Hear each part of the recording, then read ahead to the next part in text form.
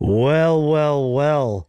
Matt, we're going back to the National Security Agency. Do you remember when did we do this one? This is early 2017. And man, we learned a lot about the NSA, what they could do that we were unaware of, and then it was made known to us. And we don't think about the NSA that often anymore, I think, in the zeitgeist of it all. Right. Yeah. For a lot of people, NSA means no strings attached. But the National Security Agency attaches a lot of strings, as it turns out. So in this week's classic episode, Matt and I are diving into the fact and the fiction surrounding the NSA, as well as a good dose of frightening conspiracy about them. I would say I was a little shook. Yeah, I think we all should be. So get prepared for that. Put on your Thunder shirts if you've got them, and let's jump in. From UFOs to psychic powers and government conspiracies, history is riddled with unexplained events. You can turn back now or learn the stuff they don't want you to know.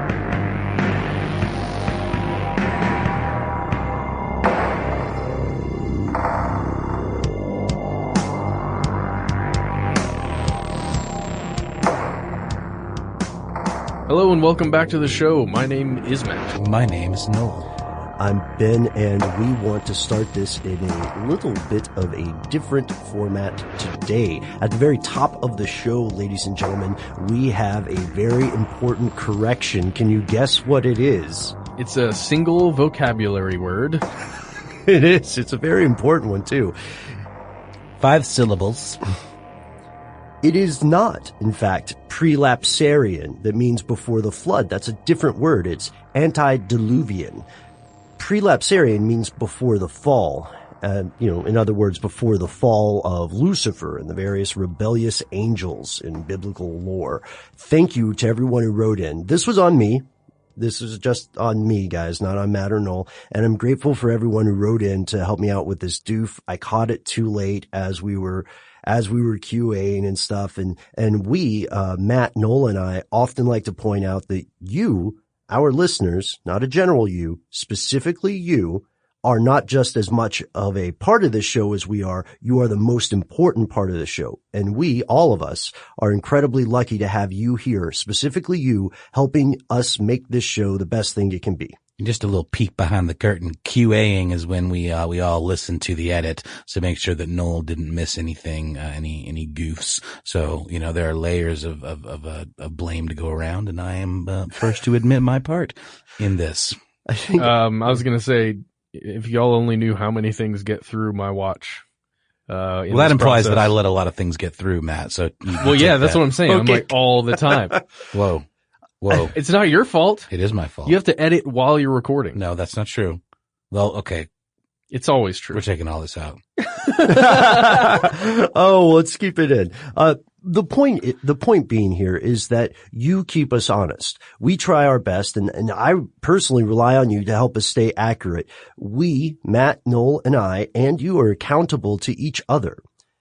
So thank you to everyone who wrote in. We appreciate it immensely. And everybody was so, very supportive, too, and that even more so I appreciate. I know. I love that they took that tone of you poor idiots.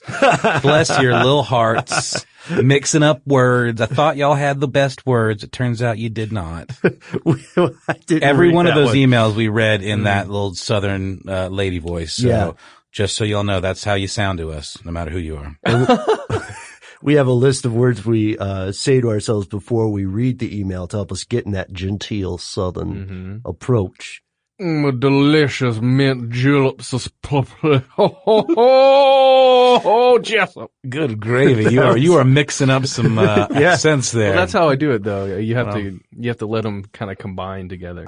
We like to have fun. Yeah, and you're an award-winning method actor, so you really live in the characters. Actually, as it turns out, today we're talking about an entire agency staffed with award-winning method actors. And we're not talking about the studio audience of Inside the Actor's Studio. Right. So let's explore today. We're talking about a much, much more powerful group, one that affects your life, again, specifically you, in profound, immense, and often invisible ways. It's an organization that you support, that you pay for with a percentage of every paycheck you receive if you are an American citizen or, heck, even a resident. A group that may know almost everything about you. A group that is not, unlike this show, accountable to you, even if you're one of the people paying for it. And you've probably heard the name of this group before. The NSA, or National Security Agency. It sounds so nice. Who doesn't want to be secure? Today, whether you live in a foreign country or the good old US of A, we guarantee this organization may know an immense amount of stuff about you, and it probably has dirt on numerous government officials as well. So, how did we get here? Well, let's take a look at the history. So while the NSA was officially founded on November 4th, 1954, its roots go much, much further back, all the way to 1917. And that's when a man named Herbert O. Yardley became the head of this newly created thing called the Cipher Bureau of Military Intelligence, which is just a wonderful name. I feel like we should have stayed with that the entire way through. People would get cyber and cipher mixed up now. Oh yeah, I guess it's true, but Cipher Bureau. Cipher Bureau, It's a comic book. It does sound like a comic book. It's very Hellboy. Mm-hmm. So this was just 3 months or so after the United States had declared war on Germany. One of the major factors that brought the U.S. into the war was a thing called the Zimmermann Telegram.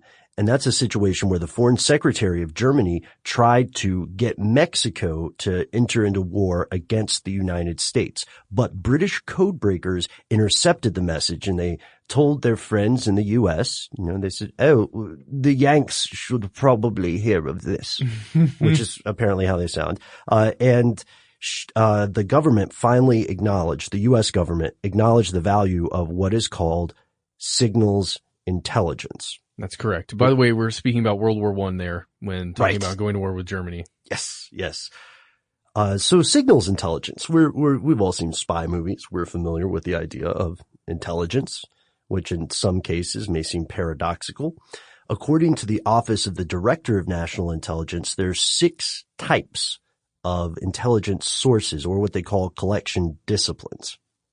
Now we'll list these off along with their shorthand, sort of an acronym, I guess. Not quite an acronym, no.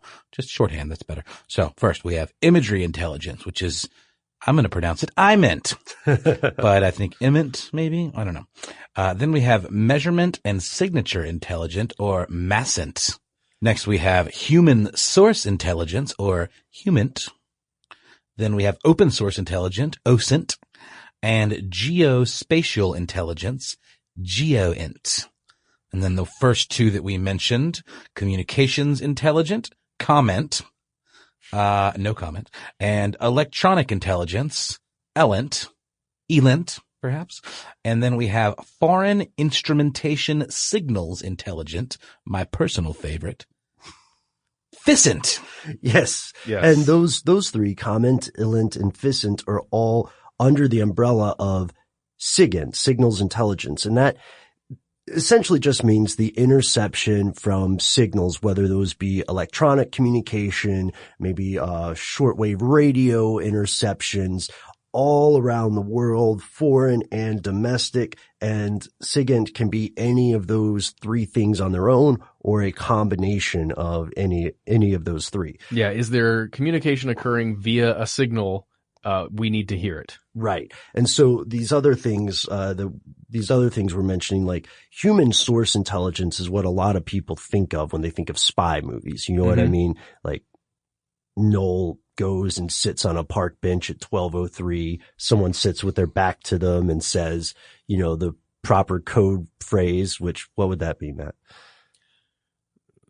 The cranberry sauce was quite fragrant last afternoon. It was indeed.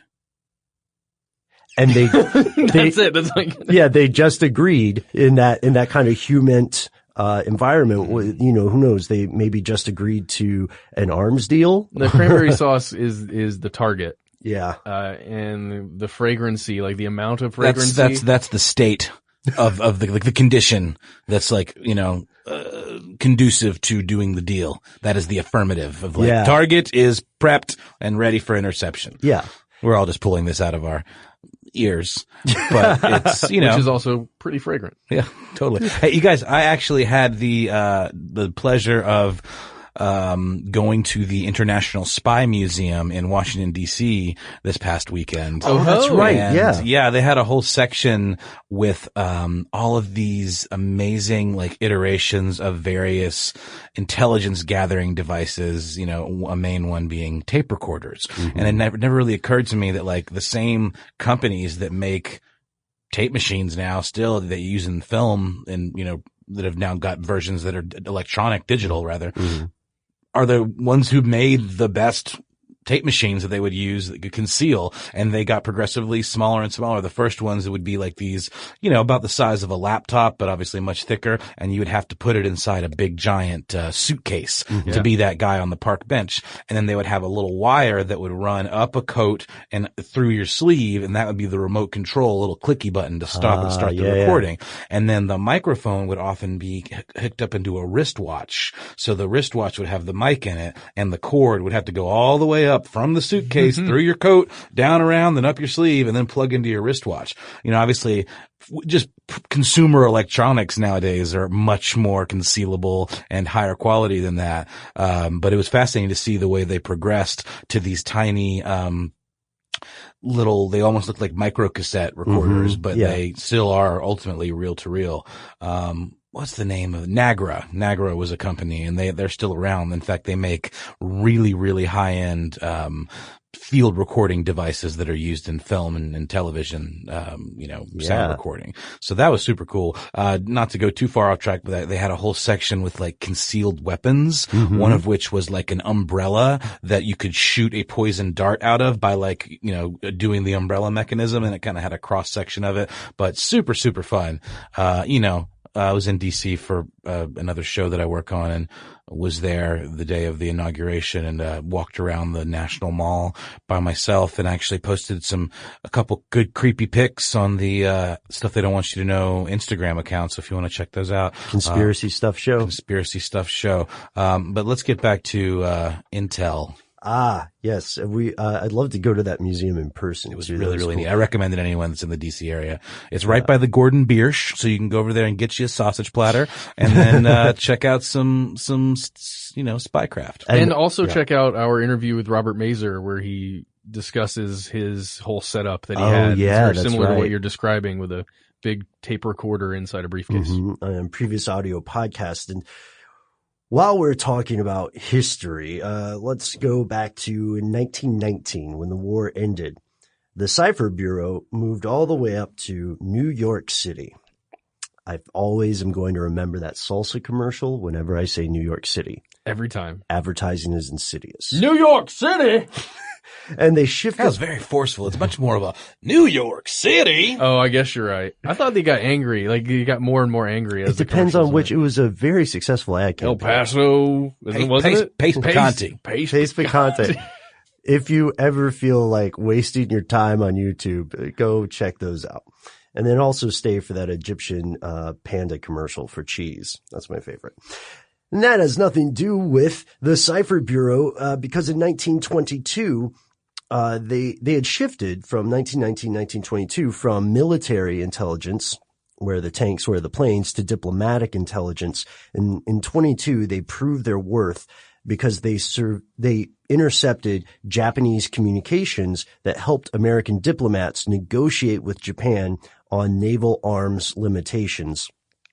But the thing was, even at this point, the Cipher Bureau's methods were always questionable. Mm-hmm. And if the public had been more aware, they probably would have noticed that these are technically illegal, or, everything the public knows would indicate these are illegal. And we've heard a lot of, let me just paint this picture and tell me if this sounds familiar. The Cipher Bureau, working for the federal government, made a deal with private telegraph companies, Western Union and the like, and these companies gave the Cipher Bureau unprecedented access to messages entering and exiting the United States, all telegrams. And the Secretary of State, Henry Stimson, closed the agency in 1929, and he thought he had some moral issues with the increasing surveillance, but then also it's pretty expensive at that time to pay off these companies, right? Even if they are making what they feel is a patriotic decision, and to have just the people power to double or, copy every single message that goes in or out of their systems. To read every telegram. Ultimately, the Hoover administration wouldn't see the need for peacetime surveillance. Like, why do we have this if there's not a war? Why are we monitoring this? And if we don't have any active enemies, then why are we wasting all this money? And it's seductive to have that much power, so we'd like to think they saw the danger of this agency monitoring all citizens in peacetime. After the end of the Cipher Bureau, every time, I'm just going to call it the Bureau. The cyber, man. The cyber is tough. Cyber is tough. No. After the end of that era, Yardley, the man we mentioned at the beginning, was not only out of a job, he was very, very bitter. And in 1931, he published a book called The American Black Chamber. And this was the first time that much of the public knew the activities and exploits of the Bureau.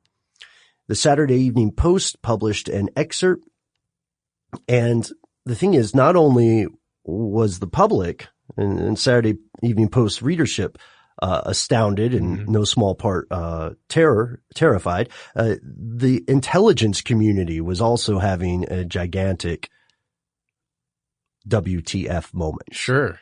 So the founding father of American surveillance, in many ways, you'll hear this quote around, or I was going to say around town, you'll hear this quote around this topic. The founding father of American surveillance also became its first traitor. Now, by the time he published this book, it was already out of date on American spy programs. That's because 5 months before the end of the Cipher Bureau, before they closed it down back in May of 1929, the United States Army decided that it was going to start up its own version of an agency of this sort, its own independent, let's say, State Department spy agency. Right. So its own military intelligence instead of diplomatic. Yes. And in 1930, William Friedman began building this thing called the Signal Intelligence Service, or SIS. SIS. It's a sweeter name, not quite as, comic booky as the Cipher Bureau, but it's okay. We'll roll with it. So it's unclear really to what extent the end of the Cipher Bureau, how that went into the birth of this new agency. Mm-hmm. Because it ended, was this one created, or was this one created, and that one killed off simultaneously? Was that the thinking? Right. Well, every new beginning comes from some other beginning's end. Oh, man, it's a window. A door was closed and a window was opened. Yep. Yeah. But in October 1929, Friedman did go to New York and obtain all of the files of the Cipher Bureau. So whether or not they were related bureaucratically in terms of archives and content, they were even more comprehensive. Wait. So was he sent, or was he just unilaterally I'm gonna have that? Give me those files. I'm gonna do whatever I want. They with had them. to be sent. I mean, that the power of the Cipher Bureau's library at that point is pretty significant. I would think. Yeah. It makes so much sense. You have to. It's kind of like in our human experimentation episodes, we discuss how it is scary and terrible the way some of that information is obtained and the way the experiments are carried out. And in the same way with the Cipher Bureau, it's things that are looked down upon by the public and perhaps even by some government agencies, but you have the information, and do you just let it rot and go away, or do you use it to build this new thing? That's a very good comparison. It's already sort of a sunk cost at this point, and we're not even to World War II. No. So Big SIS expanded rapidly in the 1930s and opened bases to help it concentrate on the Pacific theater. So Alaska, China, Australia, and this was in response to the expansion of the Japanese Empire. During World War II, CIS played a crucial role in helping to crack some of these Japanese codes. After the war, President Truman reorganized the entire American pursuit of this sort of intelligence under something he called the National Security Agency. In 1957, the NSA moved to Fort Meade in Maryland.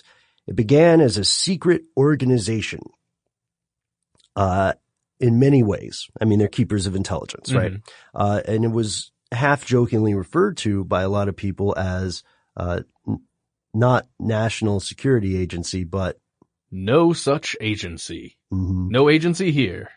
And, growing up, my father had a running joke within his field where it's such a bad joke. Do you guys want to hear it? I do want to hear it. I live for your bad jokes, Ben. Well, here's the joke. So, Okay. So the old joke that people would tell all around these various circles, right, was, how can you tell the extrovert at the NSA? It's one in the elevator looking at someone else's shoes. It's that bad. It's what passes for humor in those circles. Hold on, I'm trying to get it though. Oh, okay. Because they're so extroverted that they're looking at the shoes. So introverted that they're all staring at their own shoes. And that is their form of reaching out. Yeah, like is to look at the other shoes. I said it was a bad joke. No, but I think it's appropriate. Yeah, it works. Man, I guess you have to be in those circles to go, ha ha, yes. You got to be in an elevator with a bunch of NSA agents. Oh man, don't put me in there. You know, I would like to avoid that. So this made the NSA grew to a peak of more than 90,000 employees in 1969. This made it the largest intelligence organization in the U.S. and possibly in the world. 90,000 people. Known. Oh, good call. So the NSA did contribute valuable intelligence that helped the U.S. anticipate several things, especially during the Cold War, like the foundation of the Berlin Wall, the Cuban Missile Crisis, but they weren't always successful. In 1964, the NSA was considered largely responsible for the Gulf of Tonkin incident, which drew the U.S. into the Vietnam War. They say it was faulty intelligence. They say, you know what? Not everybody gets everything right all the time. But the big question here is whether or not it was truly faulty, the intelligence they had, or was it something else? And what are they up to today? Well, I feel as though these things are all ripe for exploration. But first, a word from our sponsor.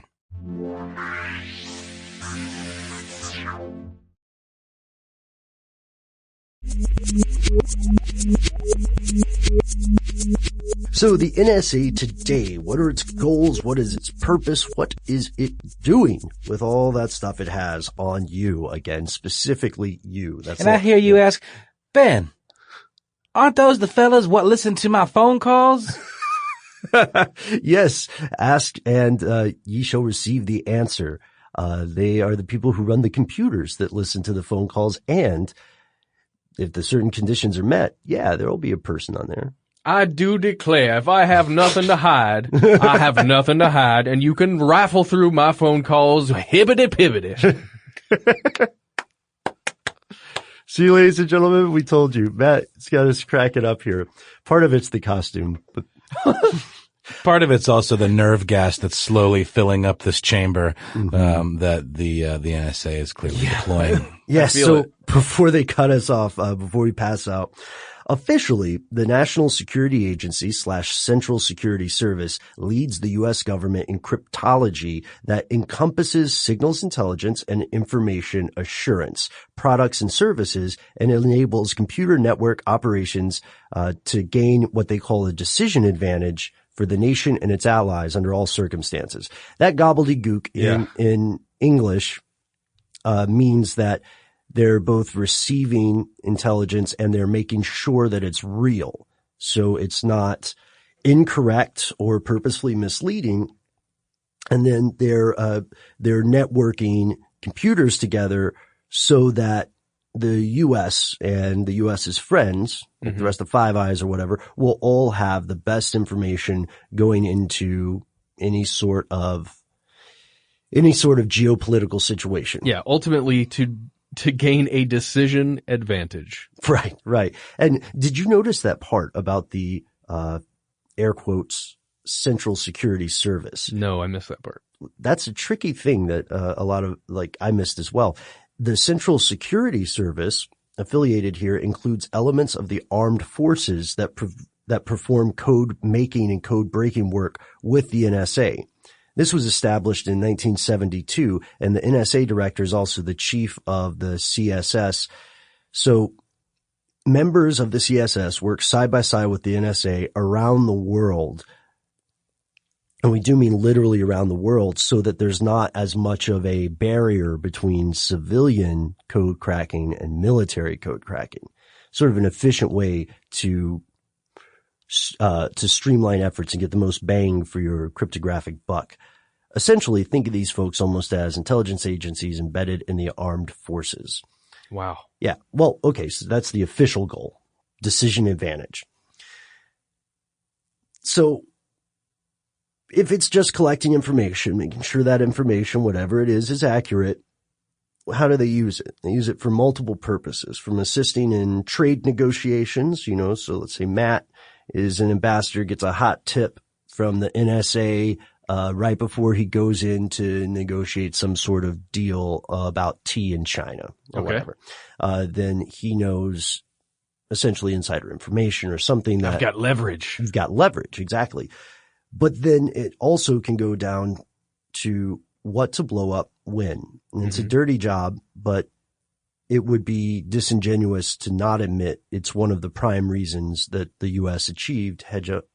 became a hegemony, The most powerful of the nations currently. For the moment. For the moment. Oh boy, did you guys feel that chill that went through the room? I really did. That's the nerve gas, John. I noticed that. Are we dripping? Is there something dripping up here? Because, I feel like we have been invaded by some kind of foreign intelligence here with this water that doth drip down. Are you kidding? Oh my goodness. Okay.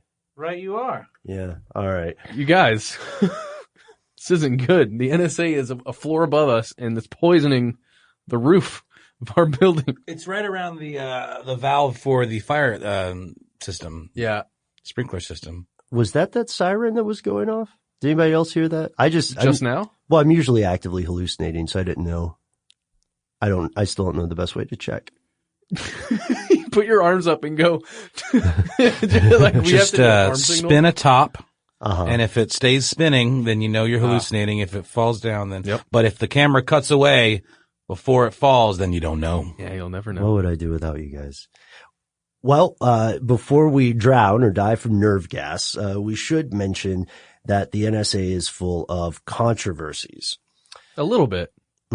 Historical controversies. We mentioned the Gulf of Tonkin already.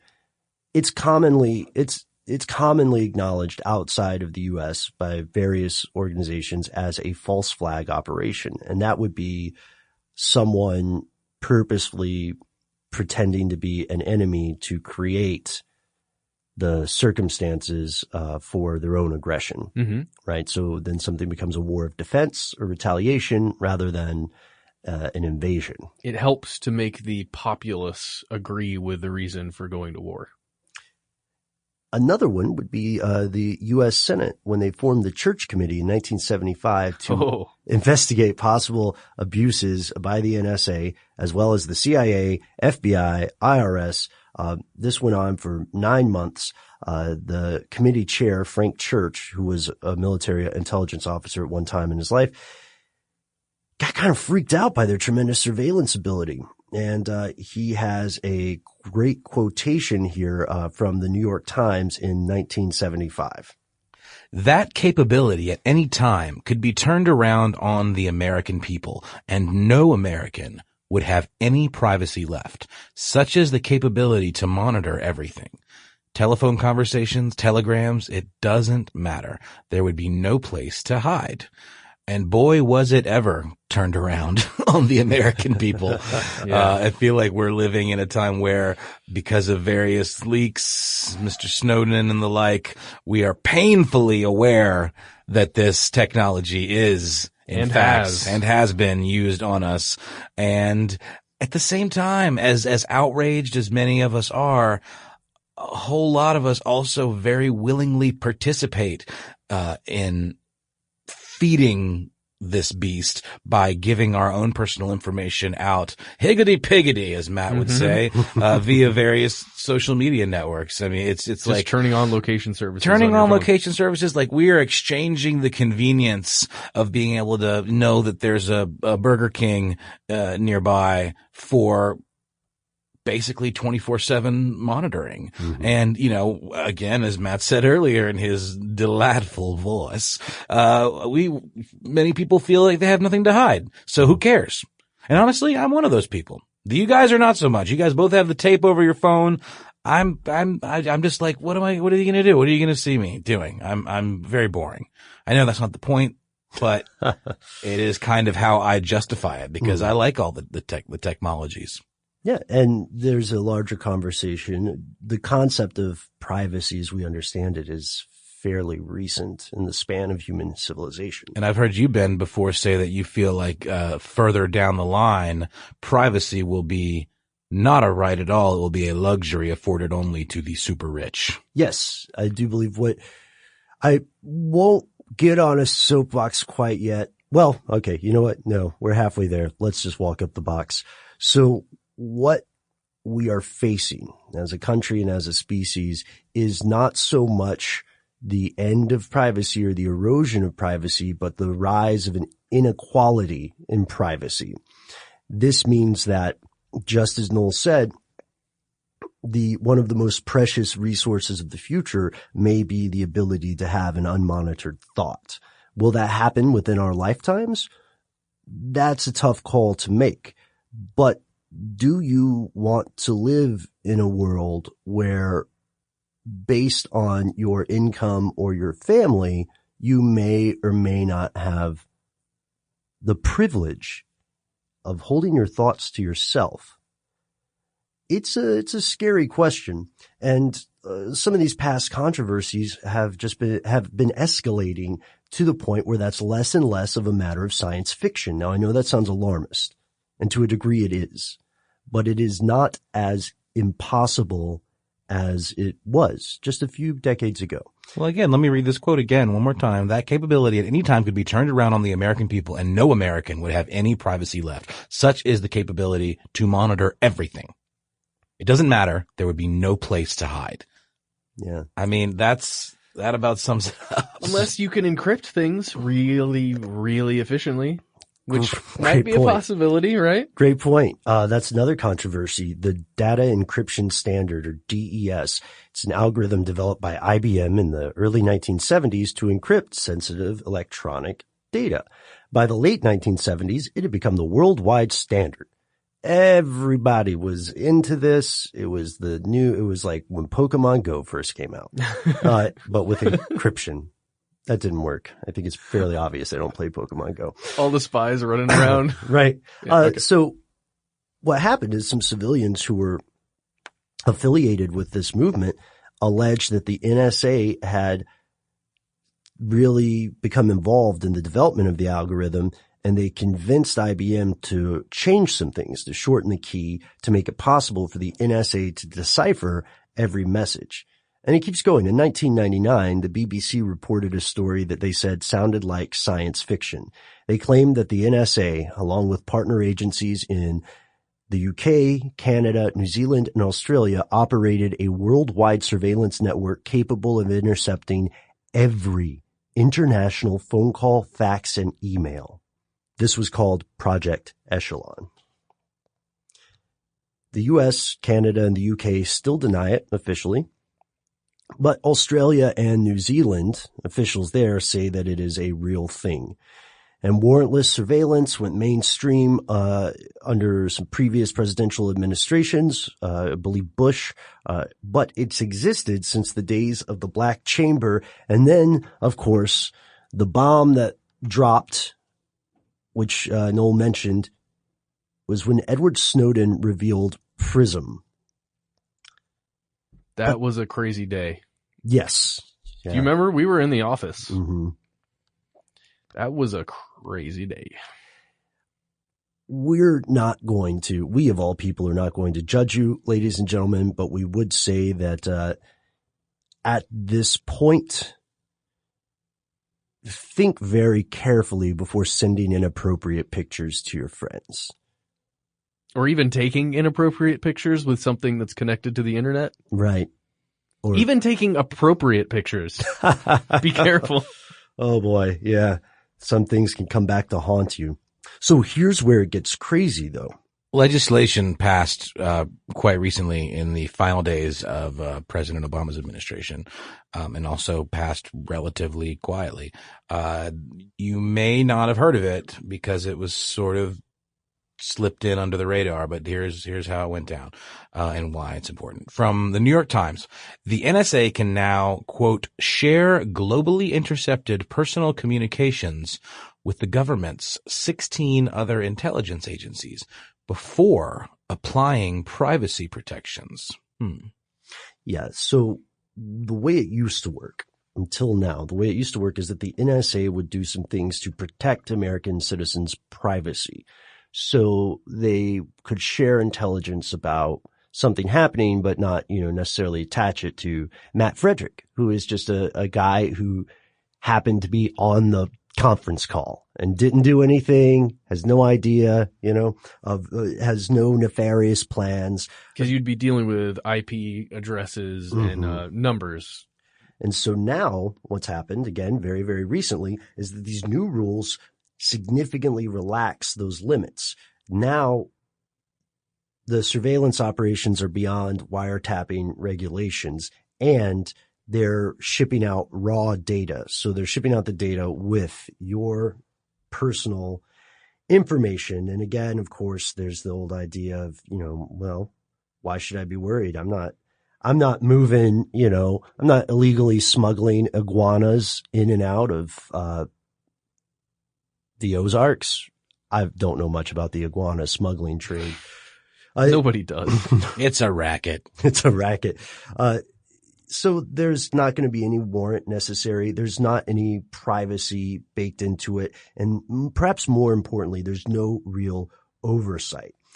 This raw intelligence it shares, is derived from mass surveillance under Executive Order 12333, and that's been in effect since 1981.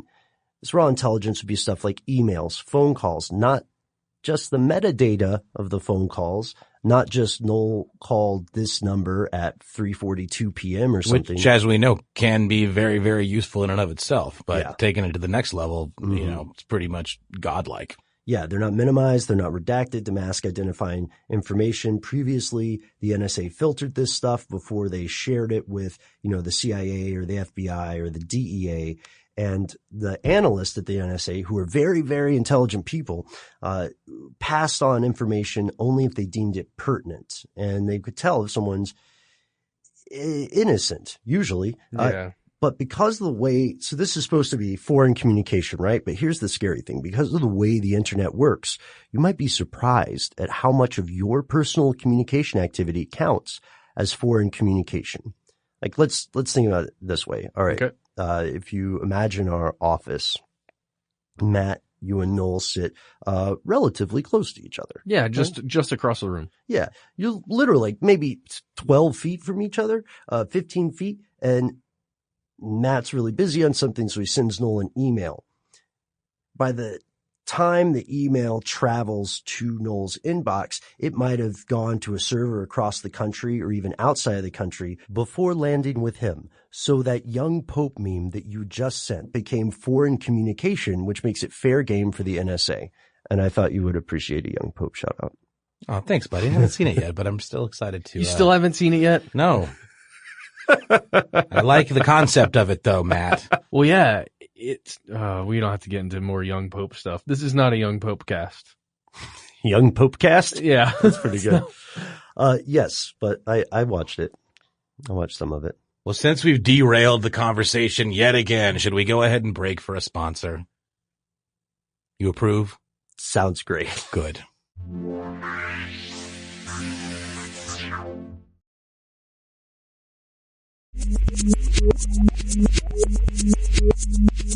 So there we are. An innocent meme has traveled around the world between two innocent people. And because it's traveled around, it now counts as foreign communication, which means that now the FBI, the CIA, the whole Uncle Sam alphabet can check it out. If Matt has accidentally or purposefully included certain words or phrases, or if he has already been flagged as someone to keep an eye on, then the U.S. may also share it with the other Five Eyes countries, the echelons. And years later, on vacation, Matt might just land at the airport in Australia to be refused entry, and he might never know exactly why. I got put on a no-fly list and nobody even told me about it. We're not saying this will happen, but we are saying that right now, the scary thing is there's not a solid way for someone to tell if abuse occurs. And the definition of foreign communication is even more deceptive. Check out this great quote from Slate. Foreign intelligence is really a catch-all that can include most anything happening abroad. Executive Order 12333 defines it as information relating to the capabilities, intentions, and activities of foreign powers, organizations, or persons. Don't let the, quote, organizations or persons part of that definition hide behind the more important seeming term, foreign powers. Exactly. This definition means that quote unquote foreign intelligence includes speech about political and human rights activities. So if you send an email as part of a nonprofit thing to free a political prisoner, it can include stuff impacting the economy. One of the great examples that Slate has is, what about an email that talks about a business trip to Europe to get the finest French chocolate for your cookies? Then that would qualify. Yeah. Technically. And there's one last note here. William Binney, who we have mentioned on the show before, is one of the highest level whistleblowers to ever come from the NSA. Yeah, man. He was a leading code breaker against the Soviet Union in the Cold War, but after the events of September 11th, he resigned. He saw that, in his opinion, Washington was moving toward mass surveillance, and it disgusted him on a profound level. Mass surveillance of its own people. Right. On July 5th, 2014, he spoke in London at the Center for Investigative Journalism and revealed that people in general had no idea about the scope of these programs under their growth under the President Bush and President Obama administrations. In his quote, he says, "At least 80% of fiber optic cables globally go via the U.S.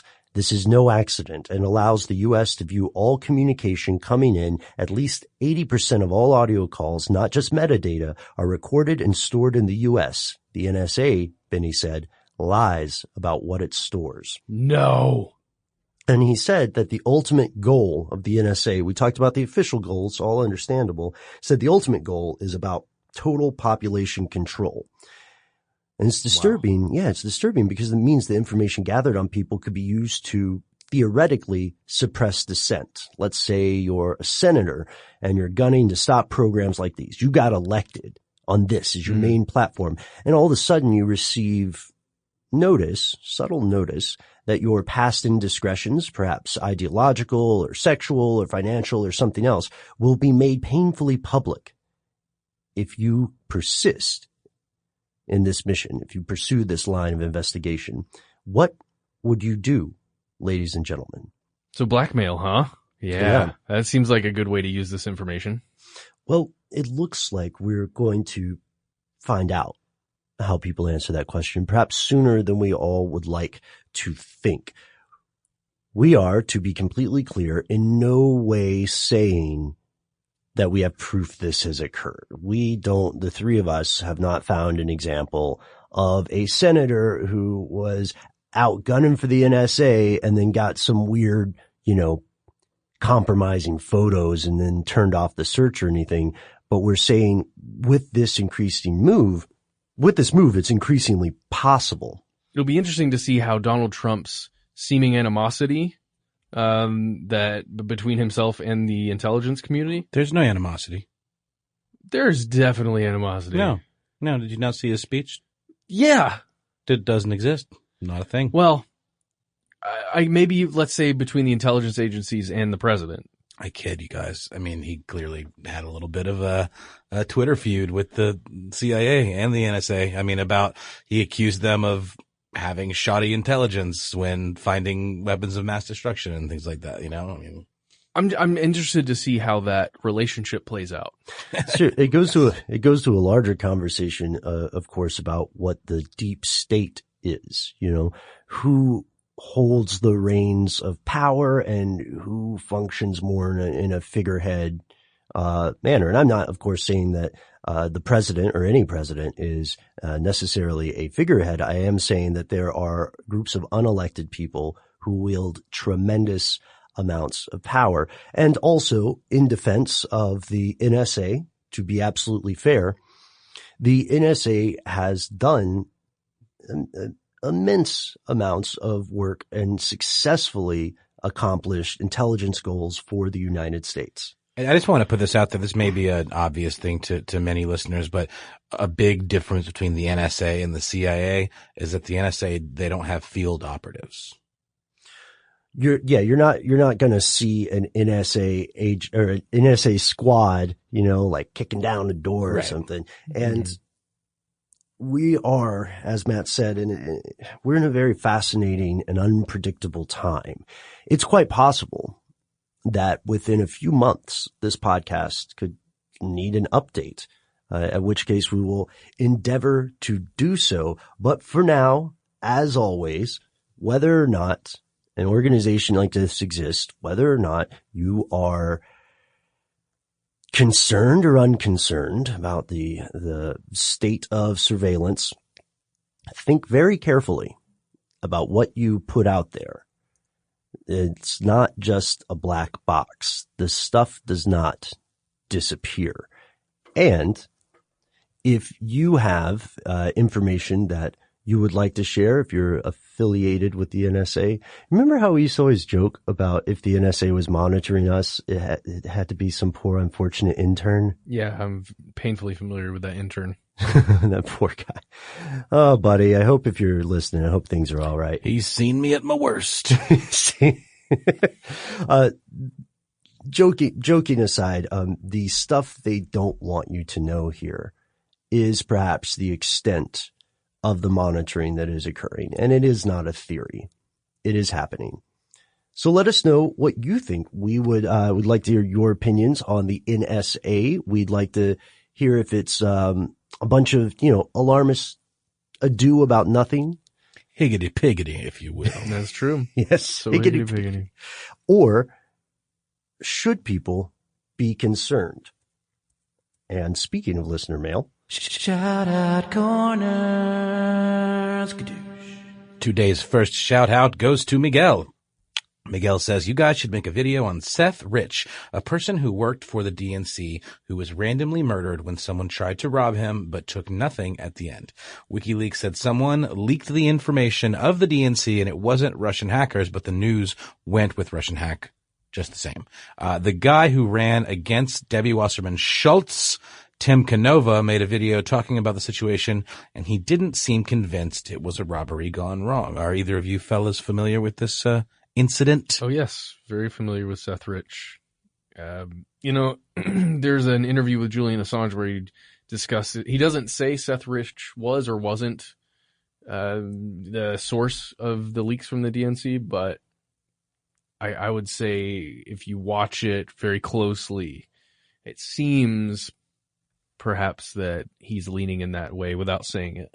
Yeah, it's interesting. I read about this story when it first emerged, but sadly, there are apparently a lot of unexplained murders that have been happening, or deaths that have been happening in the past decade or so. I always remember the British intelligence officer who apparently committed suicide by shooting himself and zipping himself into a bag that was locked on the outside. That's what I would do. We talked about that. But yeah, I'm going to dig into this and thank you so much for writing. Our next message comes from Eric says, hey guys, I was listening to your podcast about grimoire, and I was surprised that you didn't mention the Malleus Maleficarum. Is that how you say that? The witch's hammer. That's how I know it. Witch's hammer. It was a text published in 1486 on how to identify and interrogate witches.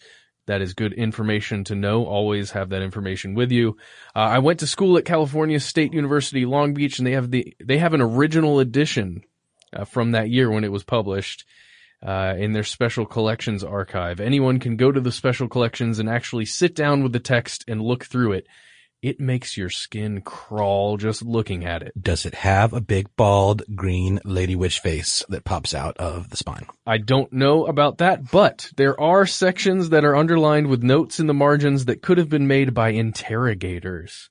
Ugh. Just thought if there were listeners in Southern California, they might want the chance to go and see something like that in person. Thanks. Keep up the good work, Eric. Woo. Thanks for writing, Eric. It seems like we're off to California. Yeah, Noel, you and I had talked a little bit about some of these different grimoires off air when we were kind of talking about what makes something a grimoire. Mm-hmm. And we went back and forth on some of this because one of the questions would be, is it just a collection of perhaps lore? Yeah. Pagan text or something, more of a compilation, or is it anything related to magical signs? And if this was written for the purposes of witch hunts, still count as a grimoire. And after we were off the air, I was reading intensely in that, and I appreciate you writing in, Eric, because I want us to travel to Southern California. What do you think, guys? I'm all about some travels. Mm-hmm. Hey, would a science textbook be considered a grimoire in the future, perhaps, where maybe we've lost some of these scientific experiments that are now we would consider normal and regular now? Wow. Something as simple as using baking soda to make a volcano. Oh, wow. But then it's magic again if we've lost that knowledge. Well, there's a book that tells you it's a spell of how to do it. And that was the thing that I was saying is like what constitutes a grimoire is largely determined by what you consider to be magic, right? That's a very good point. I mean, I don't know. Maybe I'm reaching there, but it just feels to me like you could be absolutely right. It could be a collection of procedural, steps to create a battery. Oh my God. That's magic right there. Exactly. I don't know. I think it's interesting the way we interpret the contents and the intent.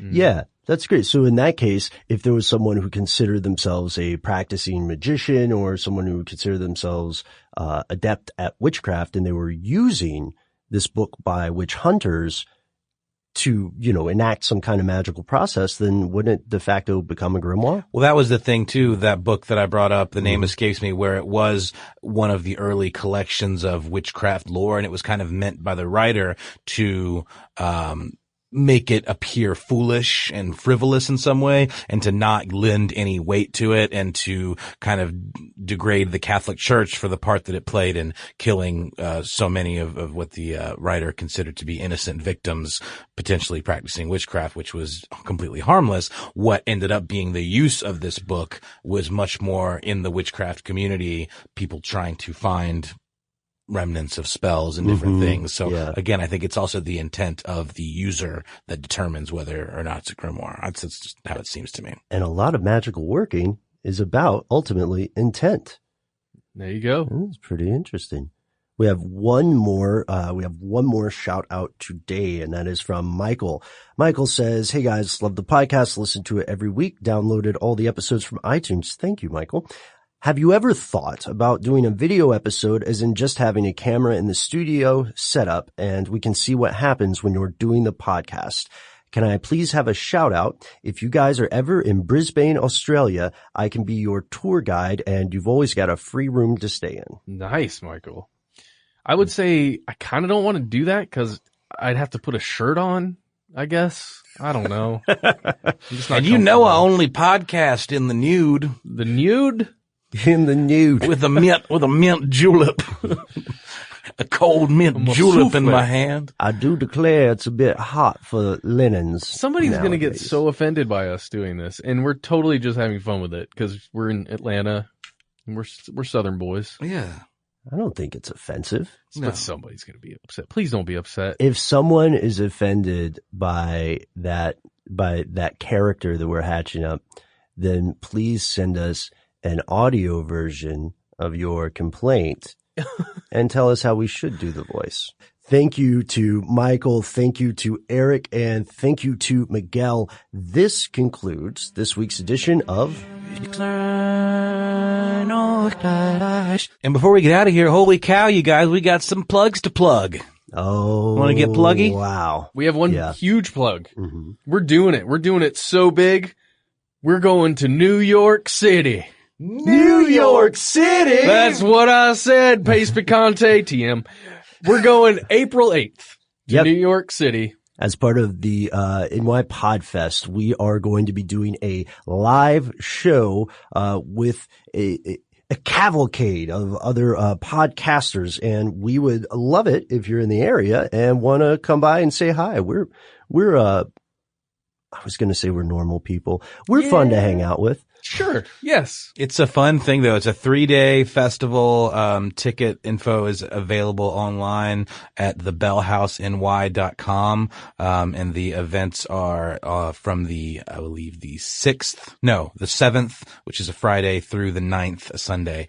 And we are on Saturday, April 8th with, the Majority Report with Sam Cedar. Really looking forward to hanging out with Sam. Yeah. Another great podcast that has pretty ancient roots in the podcasting and radio world.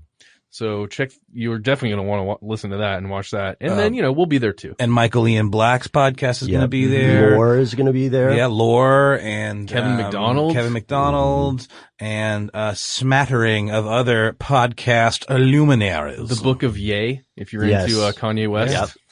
So we're really excited to be a part of this, and we would love to see you there. And if you can't make this one, write in and let us know where we should travel next. Because apparently we've got a budget now for this kind of jazz. Watch out.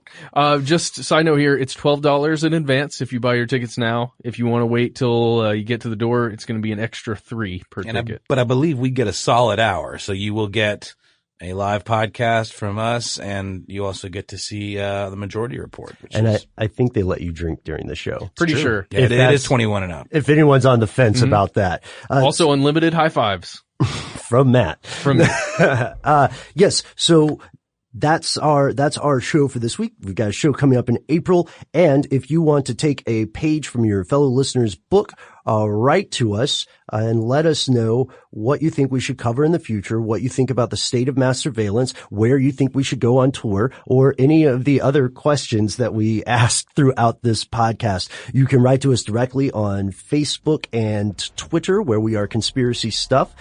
Check out some of those awesome and somewhat frightening pictures that Noel has from Washington, D.C. on our Instagram. That was weird, man. I'm not gonna wax too poetic about it, but it was just like walking around in a weird, foggy, gray dream. And I hope that the pictures reflect that. So let me know. Hey, and guys, also, if you're interested, I've started getting into glitch art. I've been glitching out videos and making weird music to it. They're kind of weird and reflective and meditative in a sort of disturbing way. So if you're interested in seeing any of that, hit us up and maybe we'll post some. You should post some right now, the one you just showed me. Maybe I will. And that's the end of this classic episode. If you have any thoughts or questions about this episode, you can get into contact with us in a number of different ways. One of the best is to give us a call. Our number is 1-833-STDWYTK. If you don't want to do that, you can send us a good old-fashioned email. We are conspiracy@iHeartRadio.com. Stuff They Don't Want You to Know is a production of iHeartRadio. For more podcasts from iHeartRadio, visit the iHeartRadio app, Apple Podcasts, or wherever you listen to your favorite shows.